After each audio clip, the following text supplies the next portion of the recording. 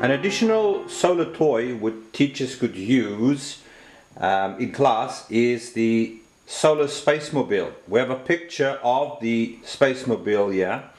It's for students 8 years of age and plus. We have the solar car. Now we're going to quickly have a look at it, and it's a simple solar panel that's already been assembled with the wheels, the 4 wheels, and a little electric motor right there. And what it does is, I'll show the movement now, that would move up and down, so there's an eccentric in there and an on-off switch. It's pretty simple.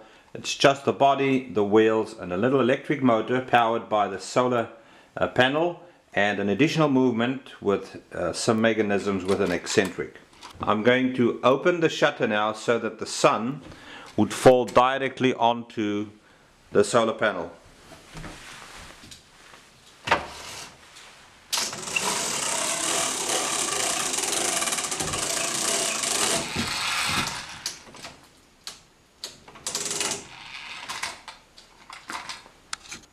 Just to show the action of the car, I'm going to turn it around so the panel faces the sun, and there you are. We have the car, the wheels are spinning, that would propel the car, and we have this scoop which moves up and down.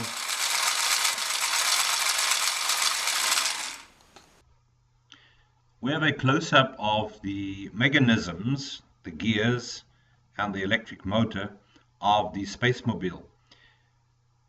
It is important to show students how the gears work together, the ratios, and eventually there's an eccentric right there which makes the scoop moves up and down. Now a student has to explore and inspect this car and its mechanisms and play with it to really learn how it works. When teachers encourage and support students and allow them to assemble and disassemble toys, and in this specific example a solar toy, they will learn more. For example, once they have investigated how the gears and the eccentric works, they could apply it to something else. If they remove the solar panel, they could replace it with a pack of batteries, for instance, to name just 2 things. In the next video clip, we're going to have a look at a young man who tinkers and hacks into the solar spacemobile. By tinkering, the young man learns about the basics of electricity.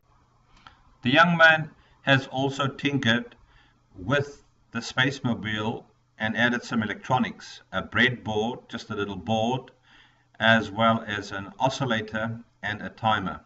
Here we see the oscillator in action.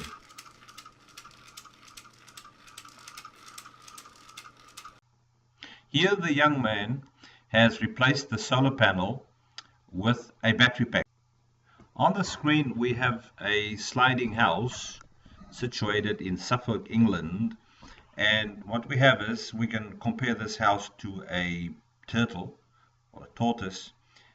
This is the shell on the left here, and the glass box is like the body of the turtle. So this part here moves or slides over the glass box, providing shading during summer, keeping it cool, but during winter the shell would literally slide off the glass box.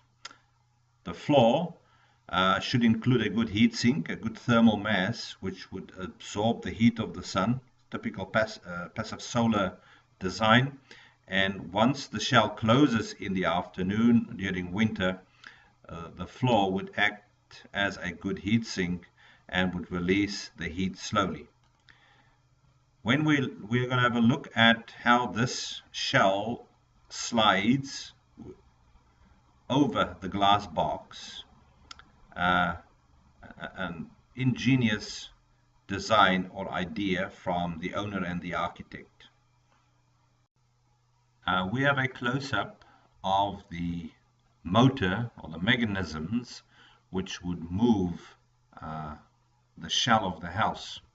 In simple terms, we have a motor, we have a smaller gear, we have a chain which goes around another gear and the wheel over there.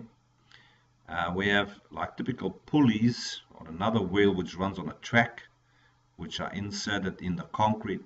So in very simple terms, I'm just trying to explain how this works. So we have some batteries which sits over there, and the ideal in sustainable architectural design, solar panels would charge these batteries, and these batteries would provide the power to the motor, and the motor would turn this gear.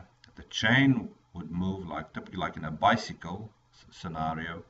This wheel would turn and the entire shell would move. There we can see it in action.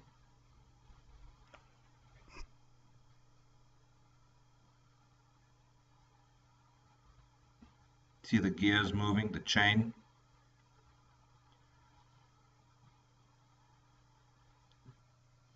A rack and pinion is shown, courtesy of Roberto Ramirez, who has modeled this on SolidWorks.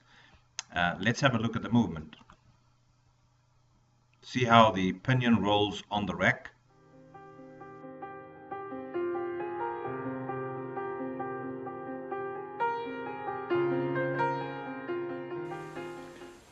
This freehand sketch is a collection of all the ideas prior shown in this video clip. We have the car. Small changes are batteries which we've installed in the car, rechargeable batteries. Everything stays the same. The solar panel could charge these batteries, and the electric car could charge the batteries in the house. From a sustainable architectural perspective, we have a butterfly roof here, a typical passive solar house, a large glass box which sits here, aluminium frame with double or triple glazing. We have the shell right here, which could be macrocarpa timber, which could slide over the glass box during summer and slide off during winter to allow the sun to shine into the building, heat up the floor. Concrete and ceramic tiles would work great, and that would be a great heat sink, absorb the heat and release it slowly during the day. That's the passive solar part. The details on what we've learned in this video clip and what we've shown and the tinkering of a student and so on, we've used that information and those ideas in this design in doing a very quick freehand sketch. We have the batteries, 12-volt batteries right there. We have the electrical motor or solenoid, the first gear, second gear. We have a chain which runs around that. We've got a rack and the pinion which sits over there, a wheel and another wheel, a track, and those wheels run on the track.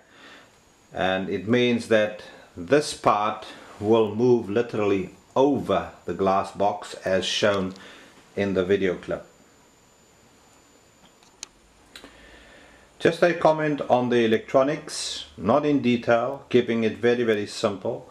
So we have the breadboard and the electronics in this box here, and all comments I'm going to make, or the only comment I'm going to make, is that this unit would control the speed and also provide Bluetooth connection to an iPhone or any other device to program or to move the house while sitting on a chair in the lounge, for instance, and controlling the house. Could also be programmed. I'm not going to go into that now, but from a technology perspective, this entire building could be programmed.